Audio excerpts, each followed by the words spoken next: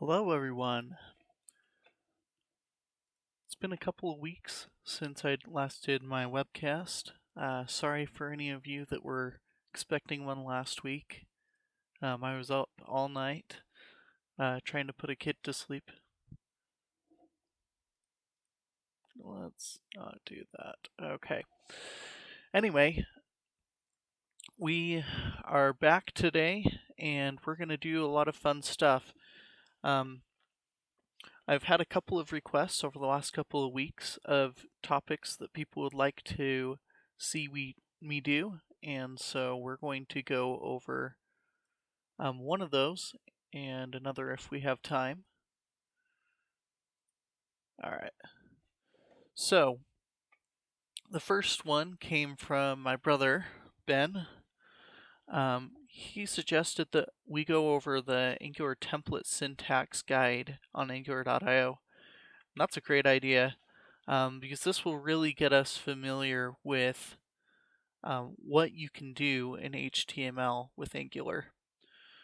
So, to get this started, we're going to go ahead and start a new project in VS Code using the Angular CLI. Okay, and this is a different project. Let's see, close folder. Okay, we'll get started just with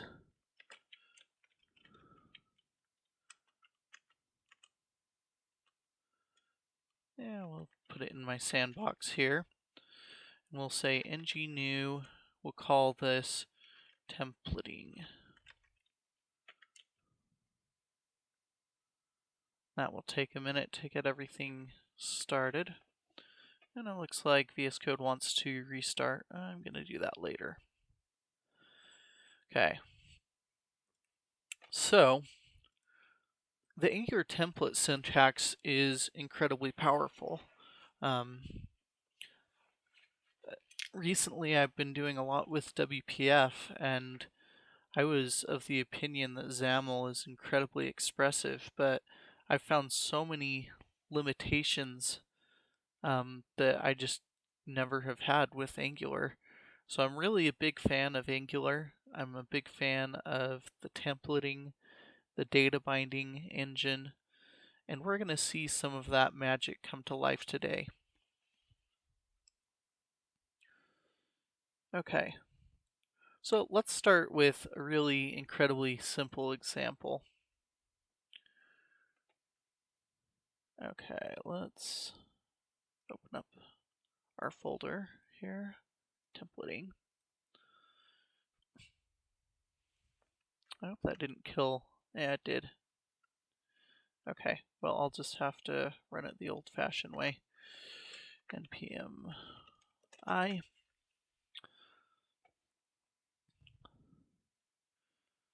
And that should take a minute. Let's resize this a little bit here.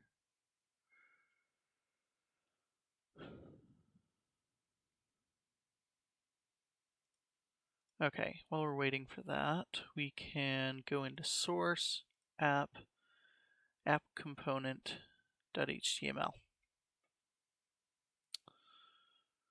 So this is probably the most simple example and the one that you'll see all over the place with Angular templating, is it's this double curly brace syntax.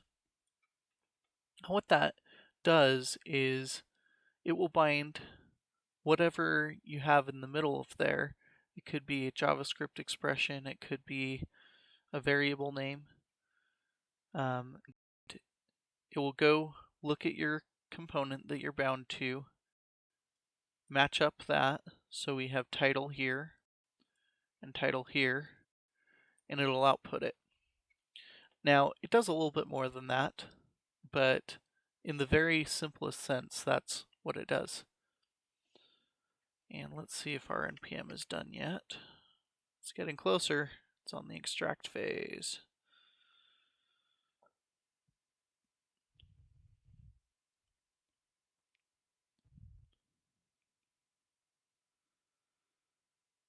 Almost there.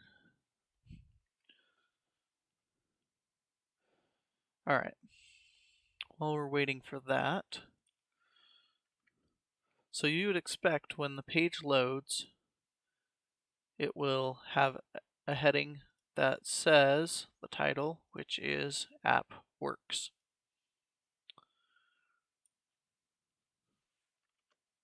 Come on, any second now.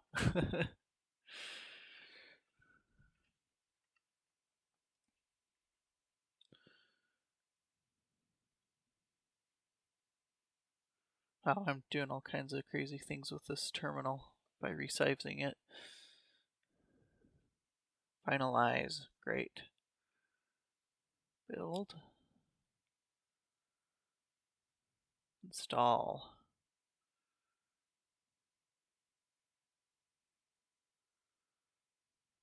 Post install.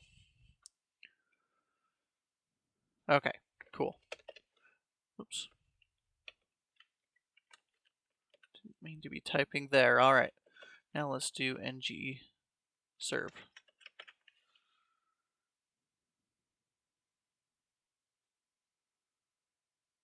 Okay, localhost 4200. Let's look over here at 4200.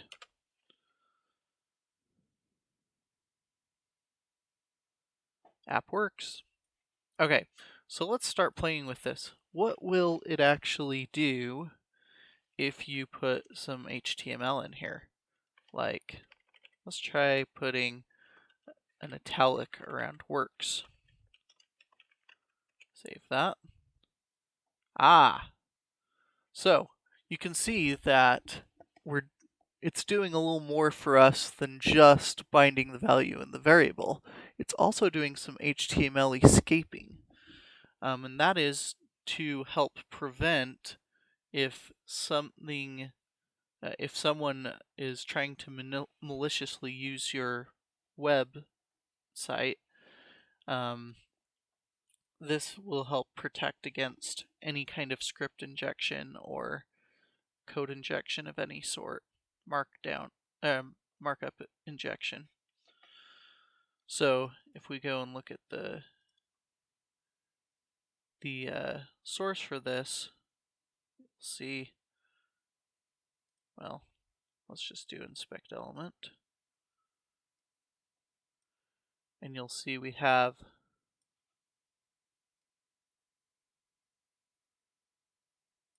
well, that's kind of interesting how that displays.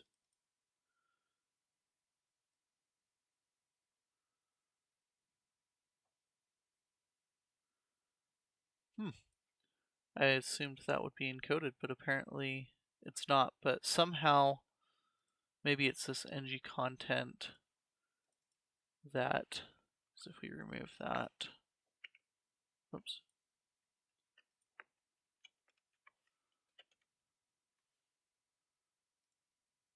No, it still is encoded. That might just be Edge. Let's see if I open it in Chrome if we'll get the same result in the development tools. Every browser has their quirks when it comes to developer tools. Okay, let's inspect that element. Huh. Okay, cool. Well, all I can say is it works. And that they do make sure that it won't inject unsafe stuff. Okay. So let's move to the next example here. Whoops. I want to keep that localhost 4200 open. Okay. So that's our interpolation. And you can do a lot of other stuff too with the interpolation. Like if you have a function like get title, return title. Oops, sorry, this dot title. Okay. And if we over in the HTML, let's just actually put these together.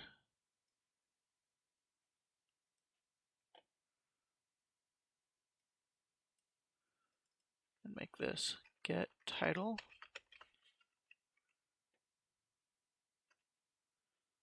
And that still works. You can call into sub-properties of things. So if I say person equals name Joe, I can do person, which will give us object, which isn't what we want. Or we can do .name, and there we go, we've got Joe. So you can do just about anything. I mean, you could even ignore the component altogether and do 1 plus 1, 2. There we go. So it'll evaluate whatever you put in here, and that can be quite powerful. Let's see here. So you can put the double curly braces anywhere, even inside of attributes. So let's say style equals font weight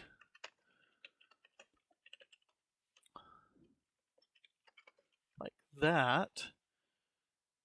And if we go over here and create a weight property, then set it to bold.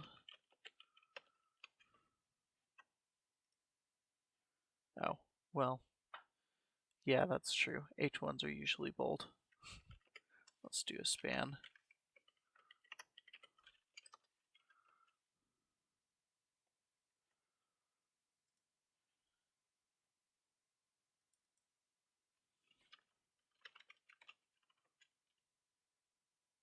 That's not seeming to do what I expected it to. Let's see, let's look at this example here. Doing a source to a URL. Well, let's do input value equals weight like that.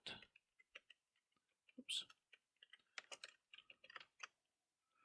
And that should give us, there we go. So you can see that that's binding into there. And this is just a text box. Okay, so that's cool. But one thing you don't get with this is when the value changes, let's put a span down here and put weight and end span. So as you're typing in here, it's not actually changing the value of weight. And so this is not going to be your best way of binding to an attribute inside there. But I mean, if you wanted to do something like this, you know, you can add on to that. This can really go anywhere inside of that attribute there. Now, if you want to bind it in a more direct way, there's another part of the Angular syntax that will help you with that. And you can see, like, they're doing the 1 plus 1 like I did. They're mixing, adding, and getting from a function. That works. So Angular evaluates all expressions with the double curly braces, converts the expression results to strings, and links them with neighboring literal strings. Finally, it assigns the composite interpolated result to an element or directive property. So it does all that binding to the DOM for you. DOM meaning the document object model, which is how the web browser interprets your page, turning your markup into objects that can be displayed and manipulated. Okay, So let's take a look at some of these other things. So there are some things you cannot do in these double curly braces.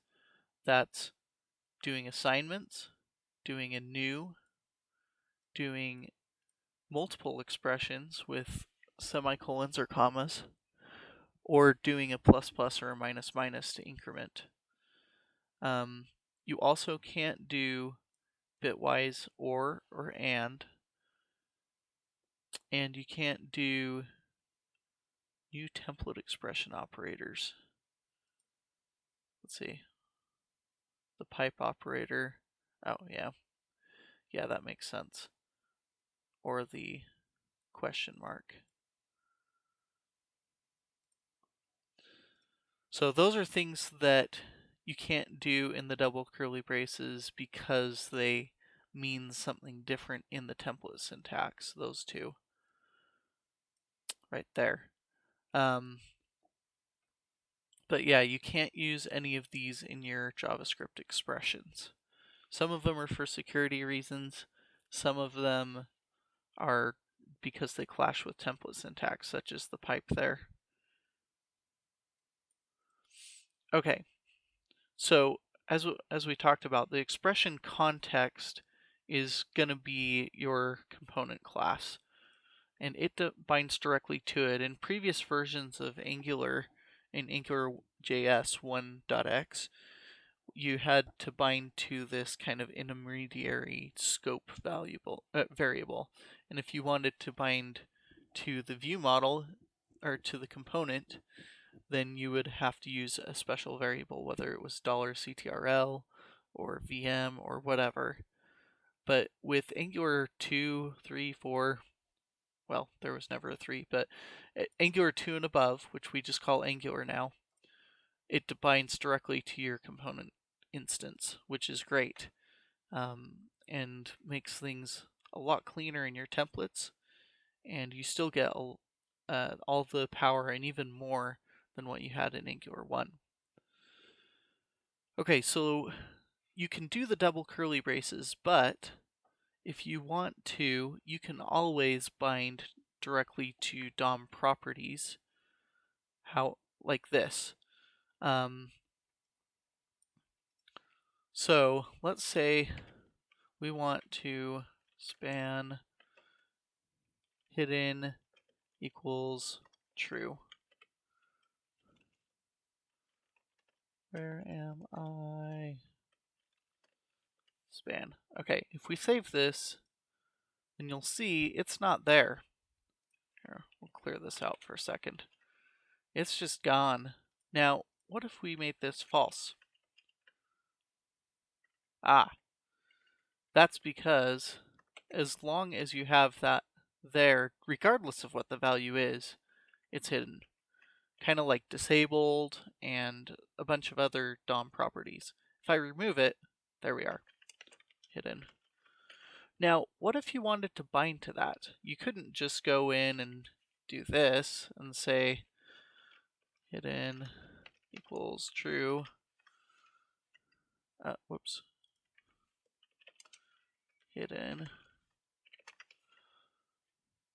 Okay, and then hidden equals false. And that doesn't work because we actually have to remove this hidden attribute. So what Angular does is makes it possible for us to bind directly to the DOM properties using these square brackets here. And basically what that does is it's a one-way data binding, which means that if things change on the DOM side, it won't update the component, but if things change in the component, it will update the DOM. Now if we save this, so we've got hidden equals false, and we've got where am I? We change this to true, and there. If we were really crazy, we could do something like this.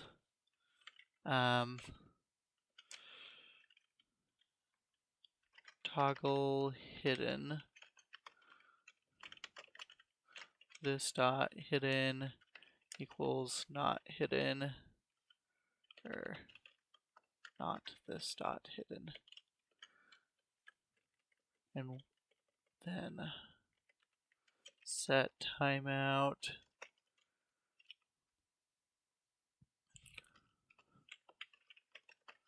This dot hidden.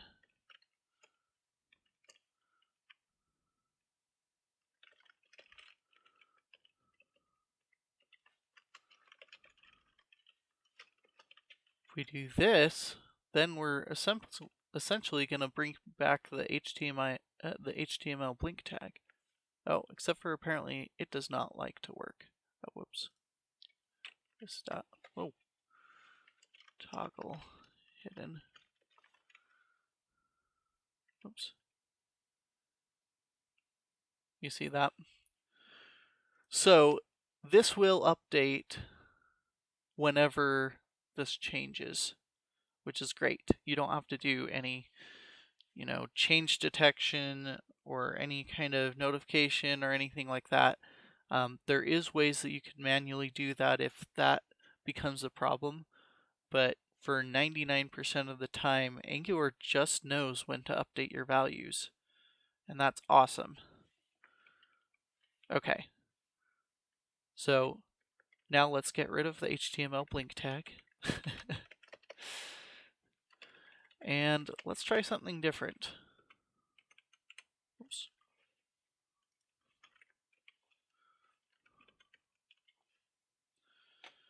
Okay, where am I is gone. Okay. So now, there's oftentimes when you're creating templates that you'll have more than one thing, and you won't want to bind to each of them individually. Like, let's say we have an array of people. That's going to be an array of persons. We'll say name Joe.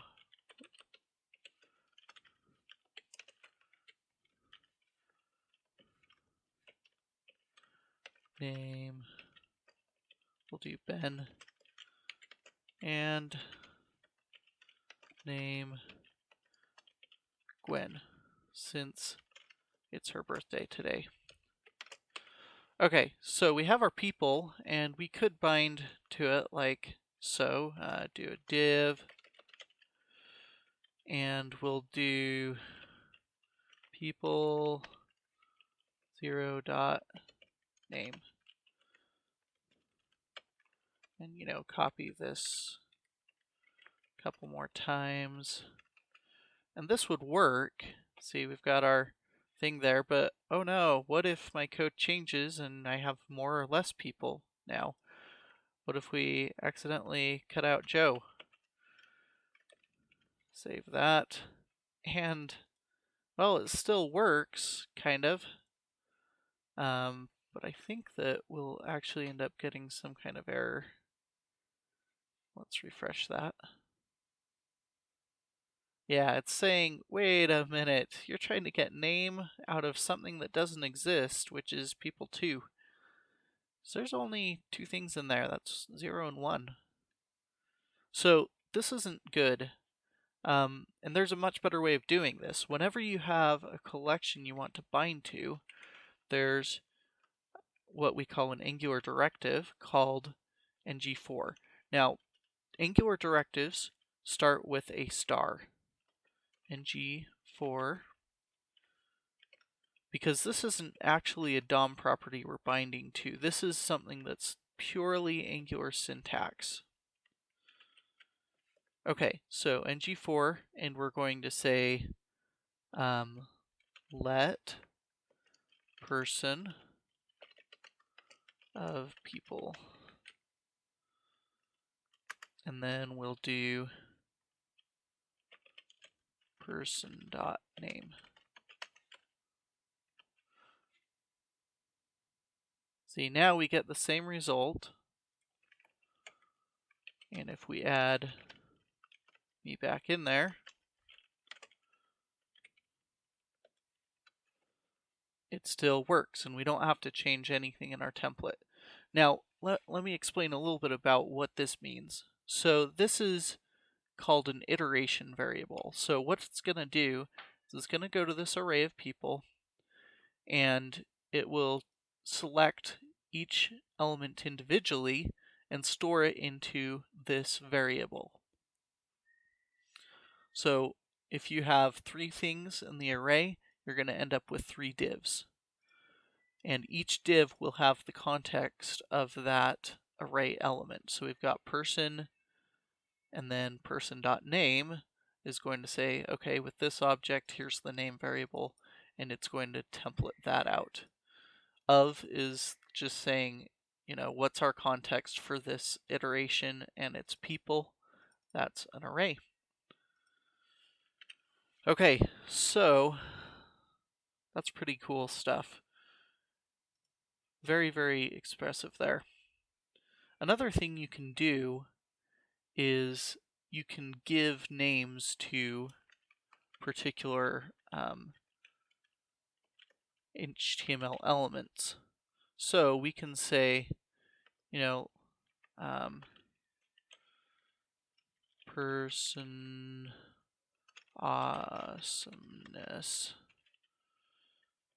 So people can type in how awesome they think that person is. Oop. Let me close that. Okay, so we've got the person displayed, and they'll have an input box, and as they type that, it will create so this is going to be a variable that will be referenced within the template, and so it'll be just as if it were defined in here. So the binding context not only includes this class here, but also any template variables you define here. And this kind of reminds me of, in CSS, the ID selector. And that's kind of what we're doing here, is we're saying this is going to have some kind of ID within this template, and we're defining it as person awesomeness. And value is going to be the DOM value for an input element in HTML. So let's go ahead and try this. Okay, now we've got, Joe's awesome 1, Ben's awesome 2, Gwen's awesome 3. Now, somehow that's not working. Why is that not working? Let's take a look. So we've got input, here input dot value. That's pretty much all we're doing here.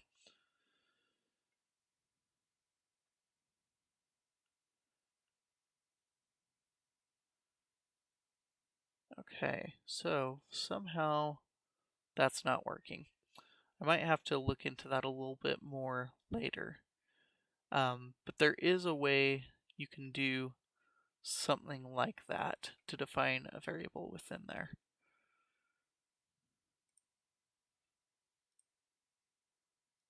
Yeah. Odd. Okay. So here's some other things you want to make sure. This is an expression here. This is an expression here. And when we're doing the DOM binding stuff too, like the hidden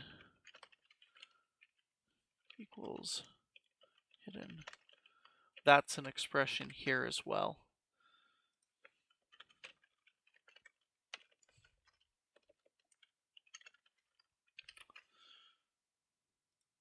Okay. So these are all expressions. This, and this. For those expressions, you want to make sure that there are no side effects. That's the reason why they don't allow things like assignments and stuff like that. However, you could do something really bad like this. Get ID, and let's just create an ID variable here. ID, and we're going to assign that to 0 and do this dot ID plus plus. Now I could bind to this, This is going to be really bad though, because let's put that up here. Span and call get ID. Now we know as soon as we call that, that ID is going to change. And we have, whoa, we got up to 2. So it did it twice. And now this is saying, wait a minute, you're doing some bad stuff here. We checked the value and it was returned to us. And then we checked the value a second time and it had already changed. But nothing changed except for the change detection itself. So it actually stopped. It's like, wait a minute, it used to be 0, 1, now 2, 3, what? It's saying this is out of control and we're going to shut it down. So don't do that. Don't have side effects in your getters or in your whatever you're calling from your template. These should just be purely getting values. Now, there are times when you will want values to change, but that needs to be outside of the getters. Okay, let's see what else we got here. So don't do side effects. You want it to execute quickly. You don't want it to take a really long time to get the ID.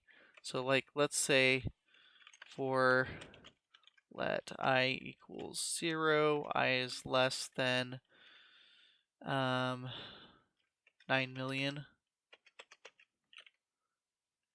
I plus plus, and let's do something that we know will not return immediately.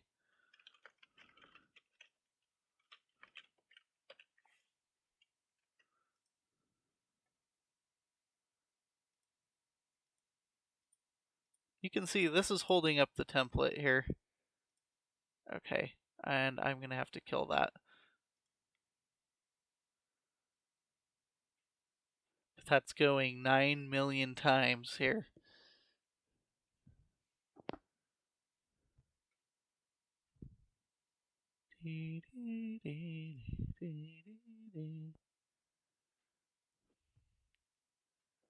Yeah, that's really bad.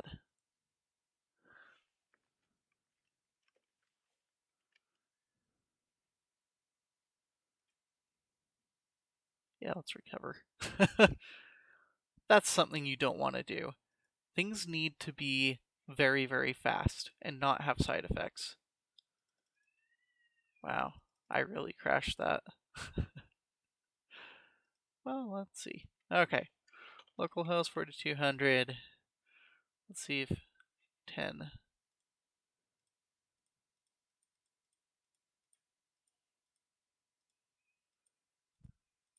Uh-oh. This ain't good. We're only supposed to be going to 10. Oh no! I'm gonna have to kill this.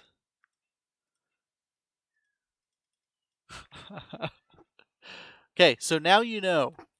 Don't do that. Save that. Let's hope that. Okay, recompiled.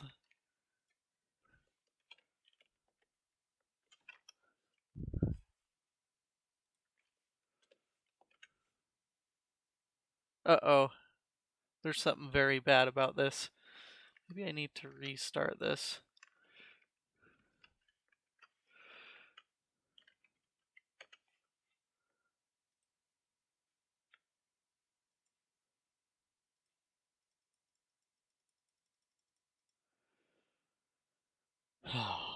Okay.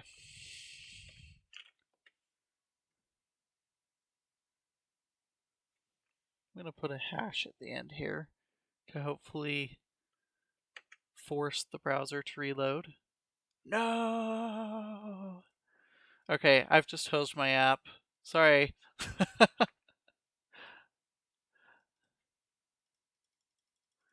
Stupid browser caching.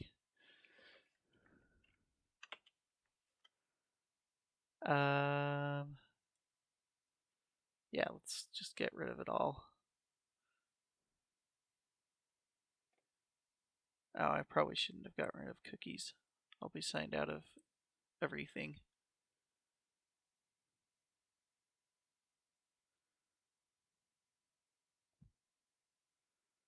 Okay, well, I hope you've learned something today. Don't do 9 million alerts inside of your getter. That's just wrong. That's like something people would do during the 90s or something.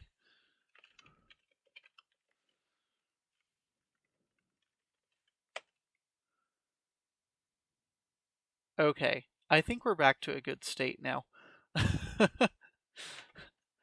Okay, so don't do that. Let's look at some other things that are not good to do. Simplicity.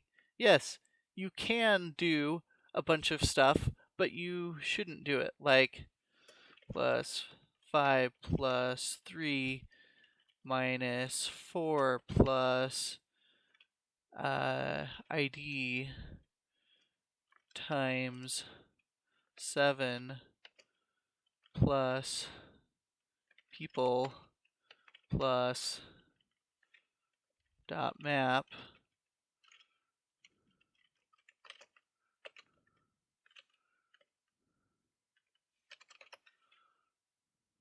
oh wow, that really doesn't like that, plus 9. I don't know if that'll even compile. Yeah, it doesn't like doing those function expressions in there. Okay. So people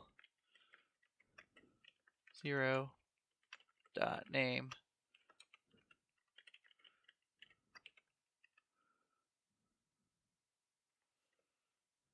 Okay, so we got 4Joe9.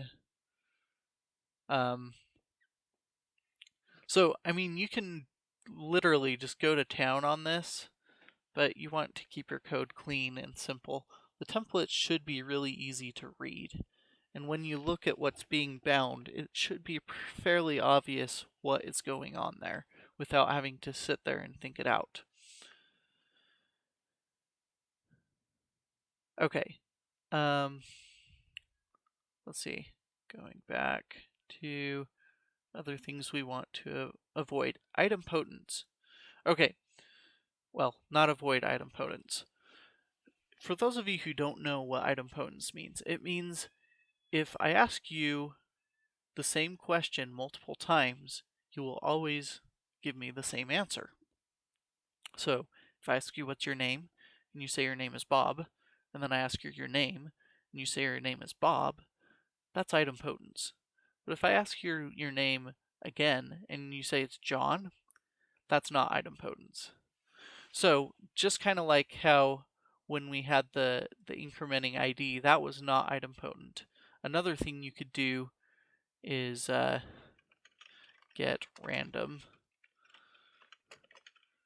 return random math dot random. See, you can do that, but it's not going to like that because it's not idempotent. We'll have the same problem that we had before where it's like, wait, I checked it and it changed. Okay.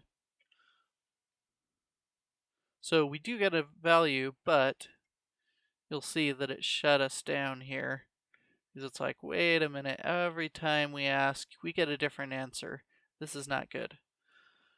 So in order for the data binding to work and to be, not always constantly churning away, Angular tries to make sure that it's as performant as possible.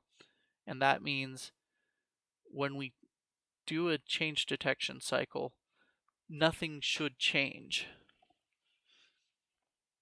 Okay. Let's take a look. Okay, so we talked about all those. Okay, let's talk about template statements. Now, so we've been doing a lot of template expressions where we're getting a value and binding it into the DOM. But what if there's something in the DOM that we want to get into our model? One way, from our component to our template isn't gonna be perfect forever. We need kind of some way of having data flow the other direction. So let's do this. Let's say that we want to say hello alert. Again, don't use alert. This is just a really simple example. Hello there. So basically we want to be able to click a button to run this code. So how do we do that in Angular? Okay, so we've got a button here and end button. So this is where one-way data binding from the DOM back to the component takes place. So we're going to say click to bind to the onClick event. See, the DOM has all these different on whatever events, and you can bind to any of them just by surrounding their name of them in the parentheses, just removing the on. And then you put some statement in here. Say hello. Okay, so let's see what happens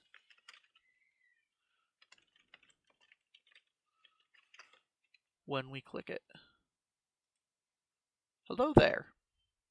Okay, this is great. So the difference between this and what we did before is Angular's not going to call this constantly to see what the value is. It's only going to call it when there is a button click. It's a one-way data binding from your HTML back to your model here in your component. So we've talked about one-way data binding one way and the other way, but what about two-way data binding? Sometimes there's times where you want a value to show up here and then have the user be able to change it and put it back down here. So I think that's what we'll talk about next.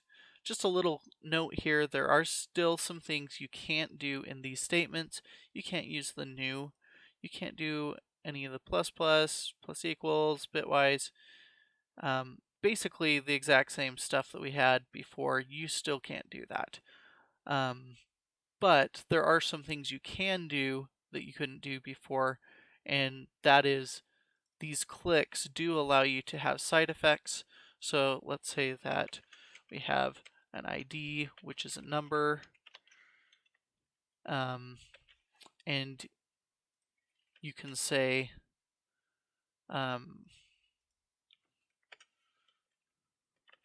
ID. We can make it so that ID equals ID plus 1. So you can't do plus, but you can do plus 1. Oh, nan! Because it started out as undefined and then we added 1 to it. Try that again. See that? So that works. You can do equals an assignment in here, but you can also do multiple statements here. We could actually do say hello, and that should work. Hello, and that kind of keeps track of the hellos there. So you can do that, and commas, but there's still a lot of stuff you can't do. Okay, so let's take a look at some of the other things you can do with these click events. So when you have an onClick in JavaScript, you can actually have it pass an event object, the DOM event that is taking place. We can do that in these Angular template expressions, like we could say hello, and we can pass in $event. Now, of course, we'll want to receive it over here. It won't error if it isn't there, but if you're going to pass it up top, you might as well accept it in your controller. Okay, so event And you can just leave it like that and just say console.log event. That way we won't be doing alerts this time. Okay, let's go ahead and clear this and click on that. Now you see we've got a pointer event. Well, now that we know what type it is, we can just go pointer event. That was pretty easy. And now we get all of this, so we can look at any of these properties on this event. That's pretty cool. We can also explore them here in the developer tools. Uh-oh. Event dot, yep.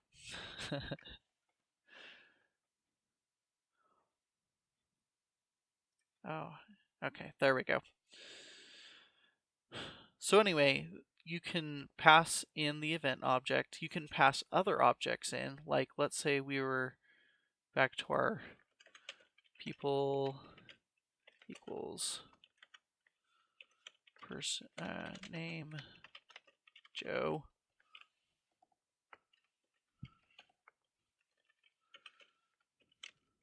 Name Gwen. Okay, so if we save that and we have an ng4 around this, div star ng4 equals /div, and we say let person of people, we can actually pass that person in there. Actually, we can pass both of them if we want, the event and the person. And we'll say person, and we know what type that's going to be.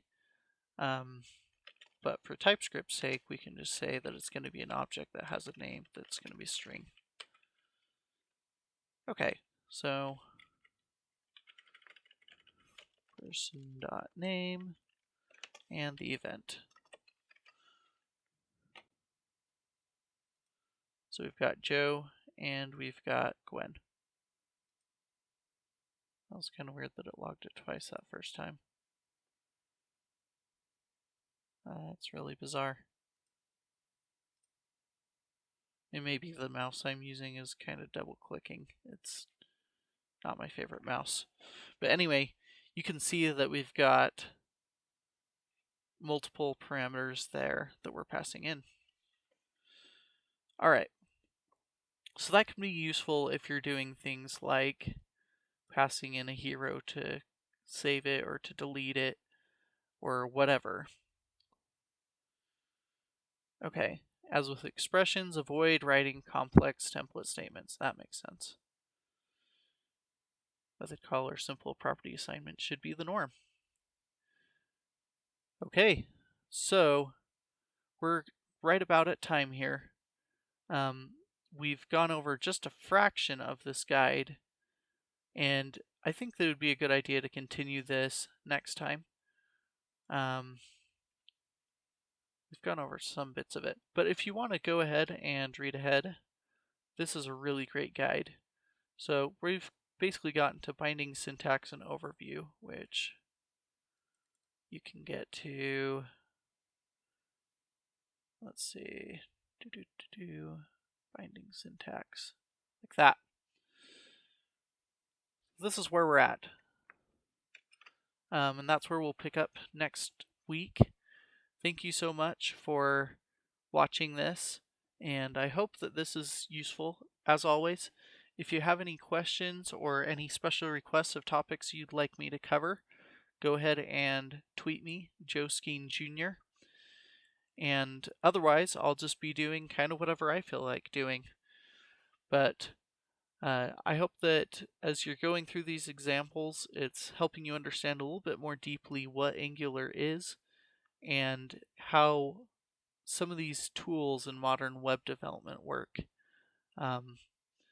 Obviously, what I'm showing you is just a small piece of the pie, but hopefully this will help you to understand things, concepts that will be applicable even, 20 years from now. Who knows if Angular will be a thing anymore? Maybe we'll have something totally different. Even today,